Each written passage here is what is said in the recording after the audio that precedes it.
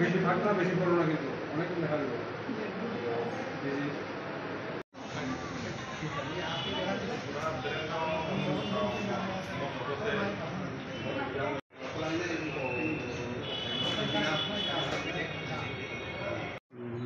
গত 18 তারিখে একটা অ্যাক্সিডেন্ট হয়েছে, একটা মারুতি গাড়ি আর বাইক। তো বাইকে দুজন আসলেন, এর ভিতরে পিলন রাইডার ছিলেন এলিনা দেববর্মা।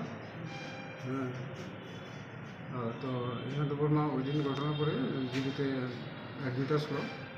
তো আজকে সকালবেলা মারা গেছে নাকি। ঘটনাটা কোন জায়গাতে হয়েছে? এটা আস্তাবল গ্রাউন্ডের এখানে রাস্তায়। আচ্ছা, দুর্ঘটনার পর যে গাড়ি এবং বাইকটি বর্তমানে কোথায় আছে? থানাতে আছে। তো মৃত কিশোরীর বাড়ির পক্ষ থেকে এখন অবধি কোনো ধরনের অভিযোগ করা হয়েছে কারোর বিরুদ্ধে? হ্যাঁ, এবার একটা তদন্ত চলছে, একটা কেস মামলা আমরা নিয়েছি ওই দিনই 18 তারিখে। মেয়েটার নাম কি ছিল? এলিনা দেববর্মা, বয়সটা? 17। বাড়ি? বাড়ি লেম্বুছড়া, শম্ভুরামপাড়া। আচ্ছা, বাইক চালক যে ছেলেটা আছে ওর অবস্থা কীরকম?